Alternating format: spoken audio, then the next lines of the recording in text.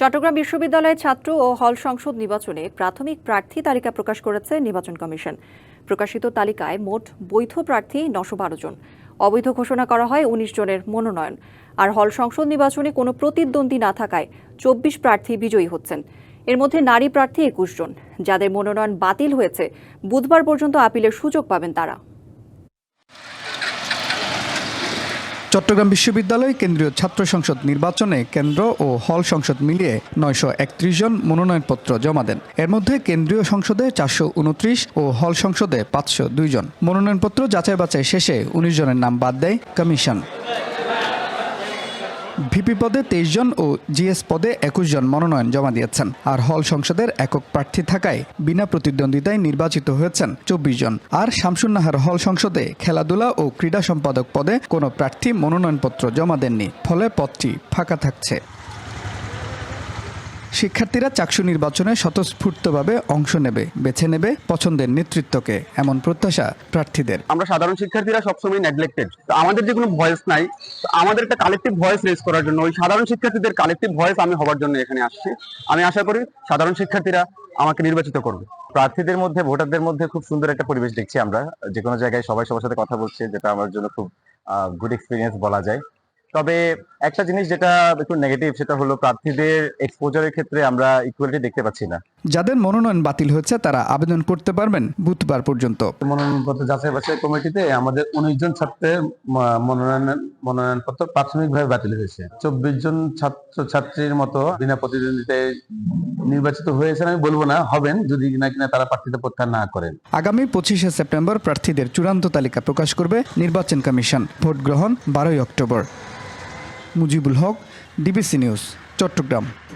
৮ দফা দাবিতে চট্টগ্রামে আন্তর্জাতিক ইসলামী বিশ্ববিদ্যালয়ের প্রশাসনিক ভবন ঘেরাও করেছেন শিক্ষার্থীরা। নানা অব্যবস্থাপনার প্রতিবাদে সকাল ১০টার পর থেকে ক্যাম্পাসে অবস্থান নিয়ে বিক্ষোভ শুরু করেন তারা। শিক্ষার্থীদের দাবির মধ্যে রয়েছে লেট পেমেন্টে জরিমানা প্রত্যাহার, নতুন শিক্ষার্থীদের হয়রানির ঘটনায় বিশ্ববিদ্যালয় কর্তৃপক্ষের ক্ষমা চাওয়া, ল্যাব ও ক্লাস সংকট নিরসন এবং হযরত আবু বকর হল চালুর তারিখ ঘোষণা। এছাড়া ইমপ্রুভমেন্ট পরীক্ষার সুযোগ উন্মুক্ত করা, পরিবহন সংকট সমাধান, বিশ্ববিদ্যালয়ের মেডিকেল সেন্টারে ২৪ ঘণ্টা চিকিৎসা সেবা ও জিমনেশিয়াম শিক্ষার্থীদের জন্য উন্মুক্ত করার দাবি জানান তারা। দাবি মানা না হলে আরও কঠোর কর্মসূচির হুঁশিয়ারি দেন আন্দোলনকারীরা। চট্টগ্রামের চন্দনাইশের কাঞ্চনগড়ের আমতলী এলাকায় পাহাড়ে চাঁদাবাজির অভিযোগে অস্ত্রসহ ৬ জনকে আটক করেছে যৌথ বাহিনী। সোমবার দুপুরে তাদের আটক করা হয়। চন্দনাইশ আর্মি ক্যাম্পের কমান্ডার ক্যাপ্টেন আরএফ আসমার জয় জানান, আটক ব্যক্তিরা দীর্ঘদিন ধরে স্থানীয় কৃষকদের হুমকি দিয়ে চাঁদা আদায় করছিল। সোমবার চাঁদা চাইতে গেলে স্থানীয়রা তাদের ঘিরে রাখে।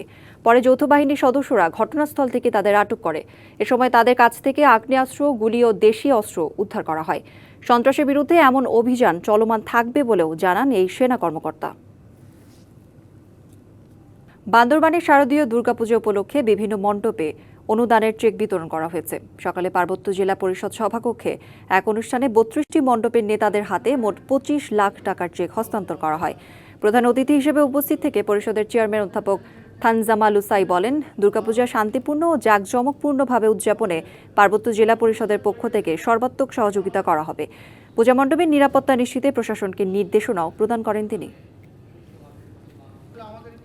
বাল্যবিবাহের ভয়াবহ ঝুঁকিতে রয়েছে কক্সবাজার, যেখানে ৫৫% বেশি কিশোরী পরিণত বয়সের আগেই বিয়ের পিঁড়িতে বসতে বাধ্য হচ্ছে।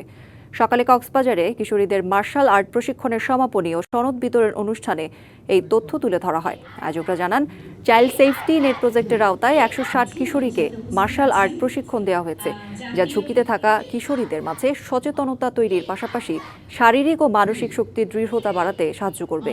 জেলার ৮টি মাধ্যমিক উচ্চ বিদ্যালয়ে ২০ জন করে দল গঠন করে ৬০ দিনের এই প্রশিক্ষণের আয়োজন করা হয়। চট্টগ্রামের টেকসই আবাসন প্রকৌশলী ও স্থপতিদের ভূমিকা শীর্ষক আলোচনা অনুষ্ঠিত হয়েছে। এতে অংশ নেন রিহ্যাবের উদ্যোগে রিজিওনাল অফিসের কনফারেন্স হলে শতাধিক প্রকৌশলী, স্থপতি ও ডেভেলপার।